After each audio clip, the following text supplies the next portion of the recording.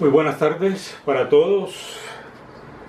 De nuevo, pues bienvenidos a esta serie de videos que pretende pues llevar el mensaje de nuestra clase de Química Orgánica 4 en el tema análisis retrosintético, y hoy entonces estamos con la secuencia 9A. Secuencia 9A. Para iniciar en el día de hoy voy a basarme en la última parte, en el documento número 8, análisis retrosintético 8, el documento que está publicado en la plataforma Cintia de nuestra universidad. Allí aparece este documento como tal, para que por favor lo lean, y me voy a basar en la última parte. Justamente voy a partir de allí, que tiene que ver con ¿qué? Con compuestos derivados de ácidos. Compuestos derivados de ácidos. Aquí tenemos un ácido, la fórmula general de un ácido, y vamos a decir que a partir de ese ácido podemos obtener otra serie de compuestos. Si tratamos un ácido con cloruro de tionilo o con pentacloruro de fósforo, por ejemplo, podemos obtener el haluro de acilo correspondiente o el haluro de alcanoilo. Cuando ese tipo de compuesto a su vez lo tratamos, por ejemplo, con un nucleófilo oxigenado tipo sal orgánica o un carboxilato, podemos obtener el correspondiente compuesto, un anhídrido para este caso. El anhídrido acético, por ejemplo, podría ser, u otro. A su vez, si ese anhídrido lo trato también con un nucleófilo oxigenado, a partir de él puedo obtener éster, haluros de acilo o haluros de alcanoilo, anhídridos, ésteres. Y si ese éster lo sometemos a la acción de una amina secundaria, por ejemplo, podemos obtener esta amida. Y por eso entonces, como se podrían derivar inicialmente de un ácido, se conocen como derivados de ácidos. A su vez, de todos estos compuestos podemos llegar otra vez al ácido a través de una hidrólisis. Podemos llegar al ácido correspondiente. La reactividad de estos compuestos va en este sentido: el más reactivo, el menos reactivo. Muchas reacciones de los ácidos en el momento, en la práctica, en el laboratorio, no se hacen a partir del ácido como tal, sino se prefiere trabajar con un derivado de ácido. Y después, si se requiere, pues se vuelve a la función ácido.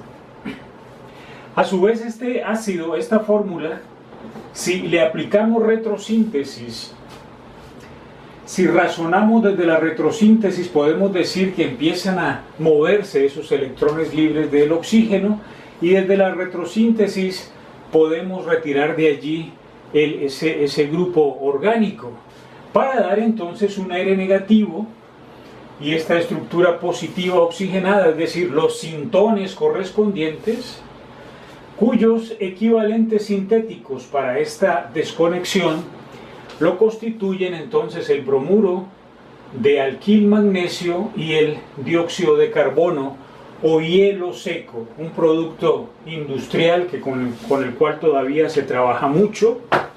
Se utiliza como agente refrigerante para cuestiones lúdicas.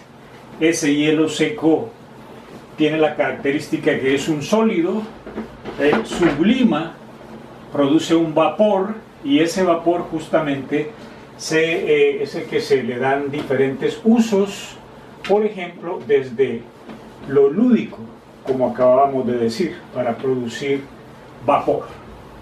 Bueno, quería empezar por ahí para situarnos en el tema. Eso está en análisis retrosintético 8, y entonces, para abordar lo que tenemos el ejercicio directamente con el que quiero entonces ilustrar el día de hoy. Esta sería la molécula objetivo.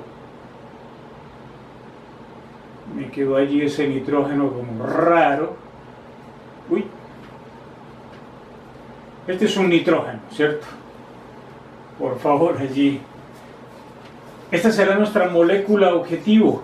Entonces tenemos que realizar el análisis retrosintético para a partir de él, en ese tema estamos, para a partir de él entonces poder hablar de construir una ruta de síntesis. Observamos la molécula. Es una molécula entonces, tiene un heterociclo, la piperidina, tiene otra parte de la molécula. Aquí hay un grupo funcional del que acabamos de hablar hace un momento, que es una amida. Y entonces podemos decir que la primera desconexión tiene en cuenta ese grupo funcional. Vamos a desconectar ese grupo funcional. ¿A dónde me lleva esa desconexión? Desde la retrosíntesis. Esa desconexión entonces me lleva, voy a escribir aquí las estructuras, la piperidina, el heterociclo como tal, y si ustedes recuerdan, por eso hacía el esquema de hace un momento, puedo hablar aquí perfectamente de un ácido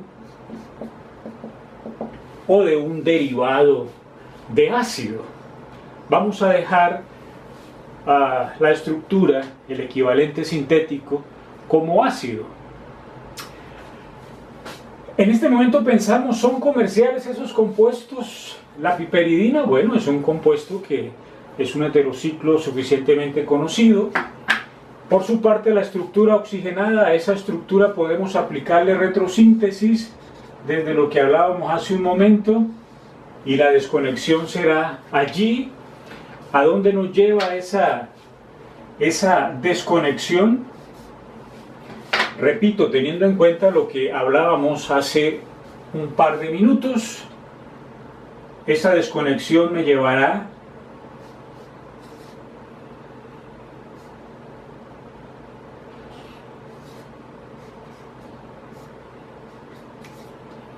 ¿cierto? Si hago esos movimientos, más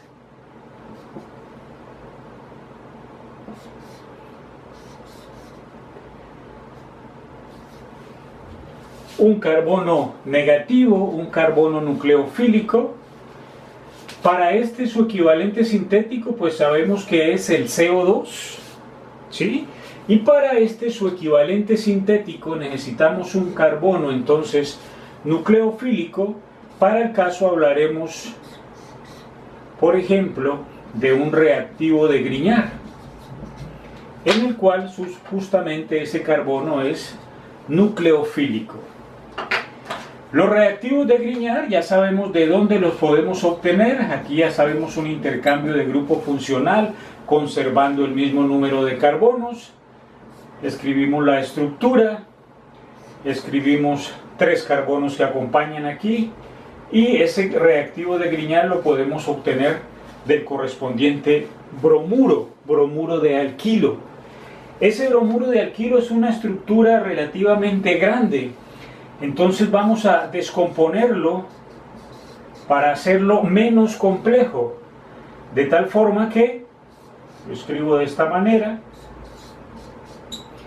Aquí escribo los 3 carbonos, empiezan a moverse, a resonar esos electrones libres, y hago la desconexión aquí, de tal manera, aquí voy a escribir de una vez los equivalentes sintéticos. La parte oxigenada, la estructura se desconectó aquí, se rompió allí, quiere decir que la primera parte va a corresponder a la estructura oxigenada, a esta parte. Un aldehído, el propanal, más estos otros 3 carbonos,